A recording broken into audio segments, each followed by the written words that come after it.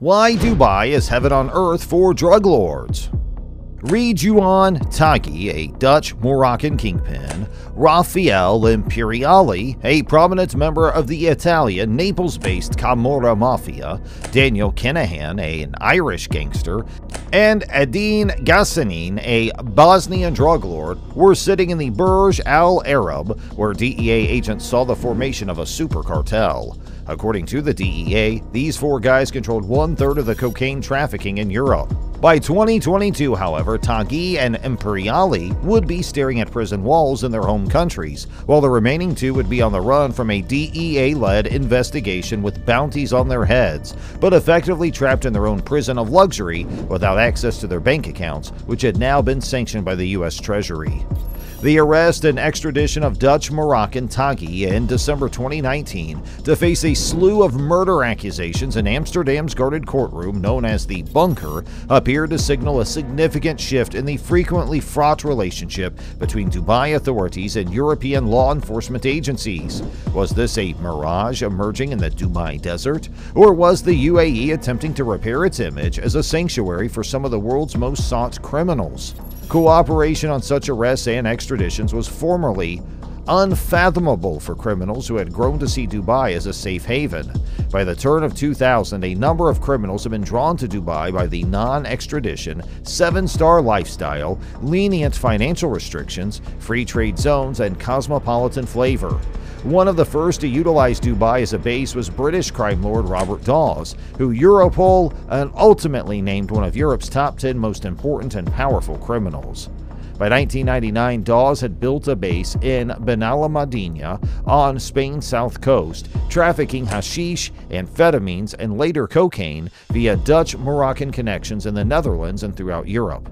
However, detectives became aware of his frequent trips to Dubai. Soon after, he established two enterprises in the UAE entity, one called Augusta Emirates General Trading and the other, ironically named, the English Laundry, with the assistance of an Emirate citizen who financed him. By the 2000s, every important criminal boss understood the value of connections who could securely launder your ill-gotten money. Dawes had found Hawala, an underground hidden financial system that seemed to transport money magically around the world with no paper trace. In Dubai, there existed a bustling financial sector. The Hawala system is essentially a method of transporting money across the world without physically moving it. It is based on a network of money brokers known as hawaladars. They trust each other and use an agreed password to transfer money before it reaches its intended destination, and a hawaladar pays out the agreed amount to the receiver in the end. Hawaladars may lawfully operate in Dubai, and they were only obliged to publicly register their job as recently as 2021. Dawes also utilized the enterprises he established in Dubai to make a mockery of the country's outdated financial rules, to the point that when 200 kilos of 87% purity cocaine connected to him was confiscated in Madrid in September 2007, he already had a strategy in place to evade extradition. He has been accused of running Europe's largest drug trafficking network. Robert Dawes is in custody in France after armed police stormed his mansion in southern Spain. Dawes was apprehended for this crime in June 2008 in Dubai, according to a red Interpol alert, but it would be another 3 years before the Spanish apprehended him. Dawes used a Dubai legislation that stated that anybody who bounced a check faced a mandatory 3-year jail term. He instantly filed a complaint about a bouncing check from one of his firms and earned a prison sentence that would take precedence over any pending demands for extradition. He put his 3 years in a Dubai cell to good use, according to an acquaintance who visited him there, and cannot be identified because he is a witness in a murder case. He was not being detained in some rat-infested institution being tortured, as other individuals have complained about when they were caught in Dubai, the colleague stated. Despite having no legal training, one of his closest associates was able to obtain a document stating that he had the authorization to operate as Dawes' lawyer. As a consequence, the guy was coming to Dawes almost every week to get fresh SIM cards for his mobile phone. Between 2008 and 2011, while imprisoned in Dubai, he conducted his business as usual. When I went to see him, the guards brought us cups of tea, and we had our own room to talk in. He was suspected of paying someone in authority in Dubai. During his stay in Dubai, Dawes was organizing a 2-ton shipment of cocaine into Antwerp, and with the aid of his Dutch accomplice, Gwinnett Martha, who would eventually end up pumped full of bullets on Amsterdam streets. Dawes utilized his time in Dubai to destroy his case in Spain. A source inside Spain's Guardia Civil, one of the country's two national police agencies, who spoke on condition of anonymity, revealed his aggravation dealing with Dubai officials. There was no extradition treaty, and we recognize that Dawes had to do his sentence for the check-bouncing charge. But whenever we sought to find out when Dawes would be freed so that we could carry out his extradition, the Dubai authorities refused to inform us. The source added on condition of anonymity, since they are not authorized to talk to the press. We had to ask the British authorities to interfere finally, and Dawes was captured a few days after he had been covertly freed. By the time the case arrived in Madrid, many key pieces of evidence that had been taken in Dubai had been misplaced, and the case had crumbled. Do with it what you will. The police ultimately caught up with Dawes in 2015 when he was detained and later convicted in connection with a 1.3-ton cocaine shipment intercepted in Paris. While he is serving a 22-year term in a French jail, most of his wealth remains concealed due to the absence of a paper trail from the hawala mechanism he used. Authorities believe he still owns a £10 million property in Dubai's upscale Palm Jumeirah neighborhood.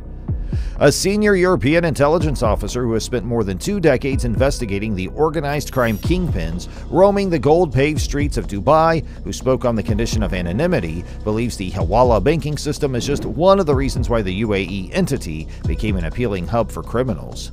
It's the only area in the world where the source of your wealth is seldom questioned. It's a location where your position as a crime lord is highlighted. The top individuals all know each other, and if you're not in Dubai, you're not worth dealing with. You're not in the club, so to speak, said the intelligence officer, who was not authorized to talk publicly.